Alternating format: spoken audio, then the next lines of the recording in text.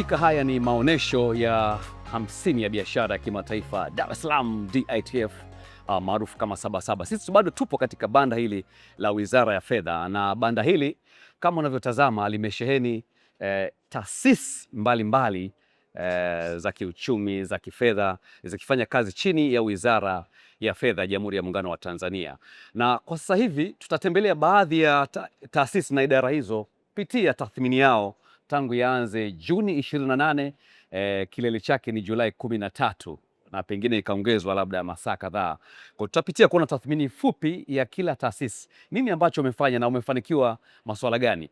Kwa hiyo karibu sana, usiondoke. Kwa majina ninaitwa Aderickson Njunwa, ni wakili na afisa sheria mkuu katika ofisi ya usuluhishi wa malalamiko na taarifa za kodi, kwa kifupi inajulikana kama TOST. Ofisi hii imeanzishwa kwa ajili ya kushughulikia malalamiko ya walipa kodi, hasa eneo la kihuduma, kiutawala pamoja na kiutaratibu dhidi ya mamlaka ya usimamizi wa kodi au TRA.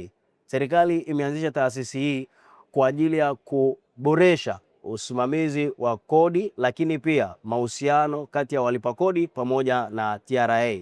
Shughuli yetu kubwa sana ni kushughulikia malalamiko kama nilivyosema, lakini malalamiko yanashughulikiwa bure pasipo gharama yoyote ile, na tunafikika kwa njia mbalimbali za kidijitali pamoja na kupiga simu za bure ambazo zitatajwa, lakini pia taratibu za kushughulikia malalamiko ni za kimaridhiano na kiusuluhishi na upatanishi baina ya TRA na walipa kodi. Hivyo tunawakaribisha sana wananchi, karibuni katika banda letu katika Sabasaba ili uweze kupata huduma mbalimbali. Malalamiko yetu tunayasikiliza na tunayatatua hapa, lakini pia utafahamu njia mbalimbali za kufika katika ofisi yetu. Kwa kumalizia kabisa, tuwasihi sana Watanzania waweke imani kubwa katika vyombo vilivyoanzishwa na serikali yetu, hasa katika mlengo wa filosofia ya R4 za Mheshimiwa Daktari Samia, tukilenga kujenga maridhiano ili kuweza kujenga uchumi wetu na watu kuwa na imani na TRA pamoja kuendelea kuzalisha vizuri. Karibuni sana wananchi. Kwa kifupi tu, maonesho haya yamekuwa na tija gani kwenu? Maonesho haya yamekuwa tija sana kwa sababu wananchi wameendelea kujipatia elimu katika banda la TOST juu ya haki na wajibu katika masuala ya kodi, lakini pia wameendelea kufahamu kwamba kumbe kuna njia mbadala za kushughulikia malalamiko yao pasipo kupoteza muda mrefu, pasipo kupoteza gharama, lakini kutunza uhusiano mwema baina yao na mamlaka ya kodi, hivyo kuchochea imani yao zaidi na kuchochea uwezo wao kulipa kodi kwa hiari. Asante sana. Na ni wakili msomi Aderickson Njunwa, yeye ni afisa sheria mkuu TOST. Kwa kifupi, umepata kufahamu TOST na hivyo kutekeleza majukumu yake. Ni wewe mwananchi, fika katika banda hili la Wizara ya Fedha. Ipo taasisi nyingine, tunaye afisa mikopo kutoka Hazina SACCOS, iko Wizara ya Fedha, atatuambia anaitwa nani, lakini pia atupe tathmini ya maonesho haya kwa mwaka huu. Kwanza hongereni SACCOS, Hazina SACCOS. Asante sana. Kwa majina naitwa Miriam Jonathan Salanga, ni afisa mikopo Hazina SACCOS. Hazina SACCOS ni chama cha ushirika cha akiba na mikopo kwa watumishi wote wa umma wenye cheki namba na taasisi zake. Kwa sasa tunahudumia jumla ya watumishi 11,300 na tuna jumla ya mali za chama bilioni 55. Tunahudumia watumishi wote wa umma na taasisi zake. Kwa hiyo ewe mtumishi wa umma, karibu ujiunge Hazina SACCOS uweze kupata mkopo kwa riba nafuu, na mikopo yetu kwa sasa inafika mpaka milioni 100. Riba yetu ni nafuu. Hazina SACCOS, brandi kubwa.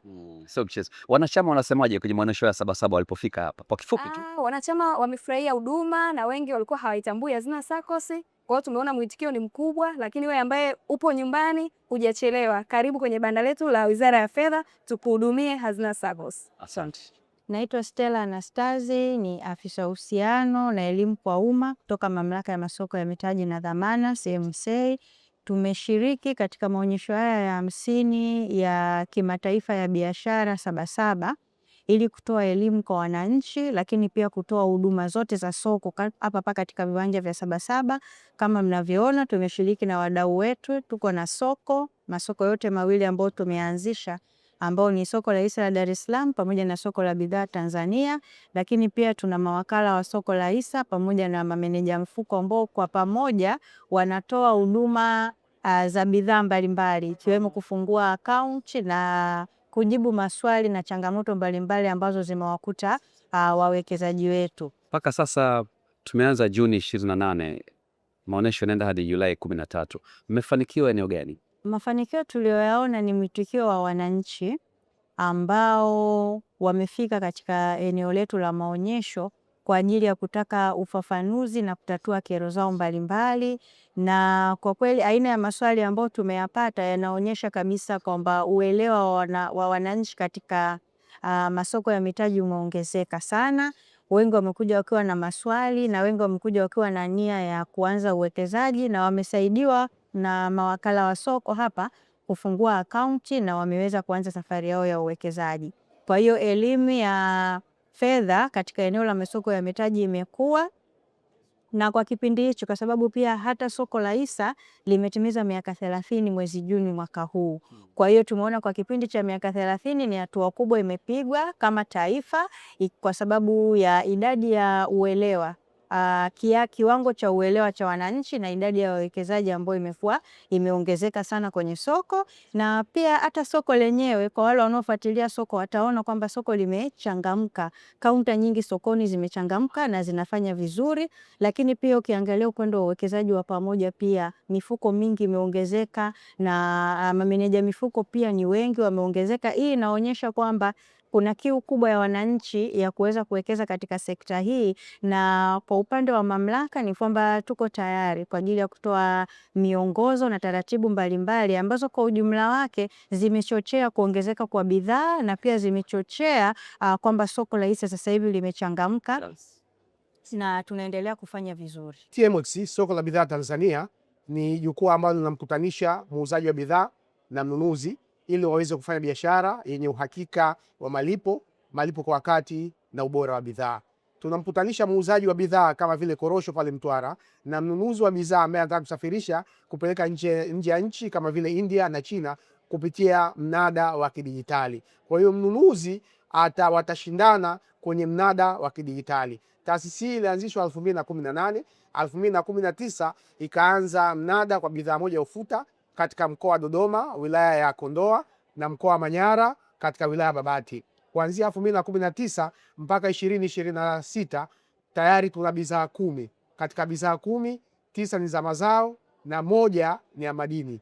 Na hizi bidhaa zote hizi zinauzwa kupitia mnada wa kidijitali. Lengo la TMX ni kuhakikisha kwamba muuzaji wa bidhaa za mazao pamoja na madini anapata bei nzuri sokoni. Baada ya kutoka soko la bidhaa Tanzania, TMX ambalo linawakutanisha wauzaji na wanunuzi, au wanunuzi na wauzaji, wale wazalishaji na wale wanaonunua kwa ajili ya kusafirisha nje, tunapata tathmini yao. Kwa sasa tumetembelea kwenye banda la DSE, Dar es Salaam Stock Exchange. Wao wanasema wanatengeneza fursa. Je, wao katika tathmini ya maonyesho ya mwaka huu wanazungumzaje kuhusiana na Sabasaba hii ya dhahabu?